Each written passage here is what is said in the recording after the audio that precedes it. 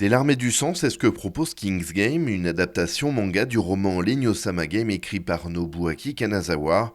Ce nom, c'est aussi celui d'un des personnages principaux, un élève de seconde B du lycée préfectoral de Tamaoka. Une classe comme les autres jusqu'au jour où un funeste sort s'abat à coups de SMS. Un soir, Nobuaki se réveille après avoir eu un cauchemar et reçoit un message étrange disant que sa classe entière a été sélectionnée pour pouvoir pour participer au jeu du roi, le King's Game, d'où le nom, et que les ordres du roi sont absolus, qu'il y aura un ordre chaque jour et qu'il devra être respecté. Il prend ça pour un spam et il ferme son téléphone. Et le lendemain, il y a des jeunes de sa classe qui ont tous reçu le même message et qui exécutent le défi, croyant également à une mauvaise blague. Et tous les soirs à minuit, le roi défie la classe d'accomplir de nouvelles tâches qui deviennent vite sordides et dégradantes. 2 élèves désignés par le roi décident alors de ne pas accomplir l'ordre demandé.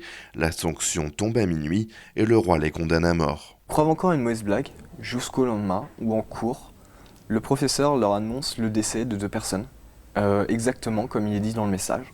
Ils commencent à paniquer, ils commencent à faire le rapprochement.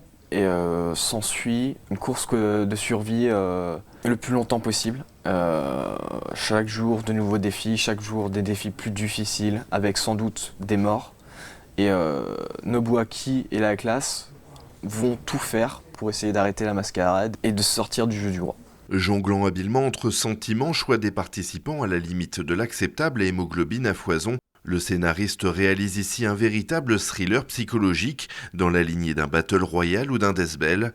King's Game est sans doute le survival le plus populaire du moment, si bien qu'en 2 ans, Kiyun a déjà édité les 2 premières saisons, chacune en 5 volumes terminés.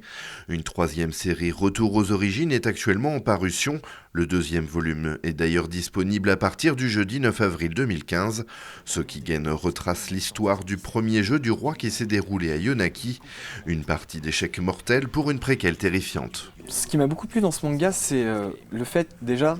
Un truc que j'adore, c'est le fait qu'à chaque fin, il y avait un suspense énorme qui m'a poussé à lire la suite. Par coup de chance, je les avais tous achetés un coup, donc il n'y avait pas eu ce problème. Mais le fait qu'il y a tout le temps un suspense, il y a tout le temps une pression de se dire le personnage, il n'est pas plus fort qu'un autre. On commence à s'y attacher et il va peut-être mourir, tout comme 2 personnages secondaires, mais qui restent quand même importants. Et on s'attache à eux. Et est-ce qu'ils vont survivre ou non, en sachant que c'est comme s'ils avaient une épée de Damoclès qui était constamment brandie sur leur tête. Et c'est vraiment un aspect qui m'avait énormément plu sur ce manga.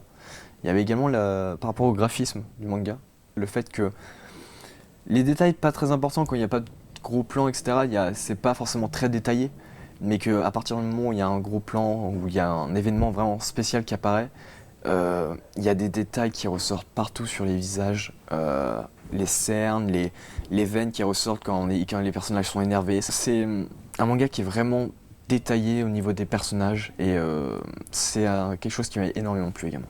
Autocombustion, crise cardiaque et autres morts violentes se succèdent à un rythme effréné, en moyenne 6 décès par volume. Aucune forme d'échappatoire n'est possible pour ce seinen qui risquerait de heurter la sensibilité des plus jeunes. Le gore, c'est pourtant l'un des principaux intérêts de cette série, à l'instar de son adaptation au cinéma en 2011, où les participants disparaissent dans un écran de fumée. Meurtrier de chair ou de sang ou malédiction, le mystère du roi devrait s'éclaircir avec les 5 volumes de cette 3e saison. Un enjeu déjà suivi par plus de 30 millions de lecteurs, un des records au Japon depuis 2009. Tasaki-kun no tsukue!